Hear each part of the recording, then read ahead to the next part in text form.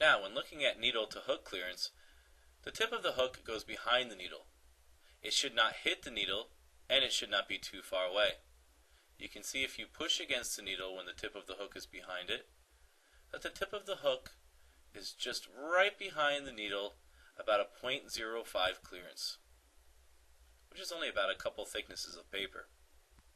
This is very important. If the tip of the hook was too far away from the needle, you would have skipped stitches. If the tip of the hook was brushing up or maybe hitting the needle, not only would you have a broken needle, but you would have broken thread. Now, to adjust your needle to hook clearance, you can locate your hook base plate, which is on the bottom of the machine. It is the black bracket. The black bracket holds your hook race. You can see on the left hand side, it's a nice little thumb spot where you can loosen a screw. There are 3 screws in total.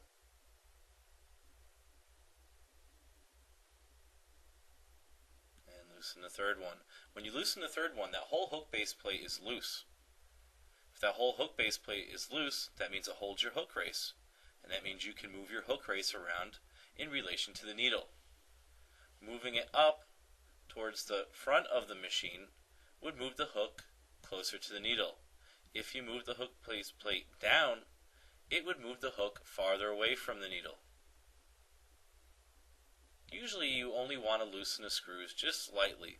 If you loosen them all really significantly, it would be a lot harder for you to do this adjustment. It's easier to tap it or to move very slightly into position just by loosening the screws slightly. Once you have found your position, tighten up the screws.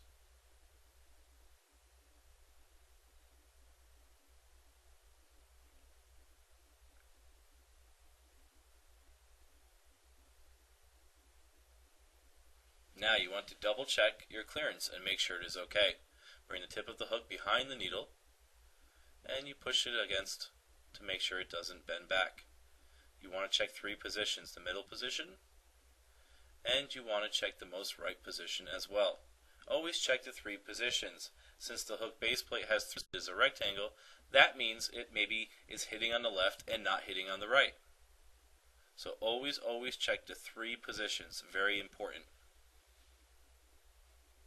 And you always want to turn the hand wheel fast to bring the tip of the hook by the needle fast. Since the sewing machine sews fast, you want to try to replicate it by turning the hand wheel as fast as you can.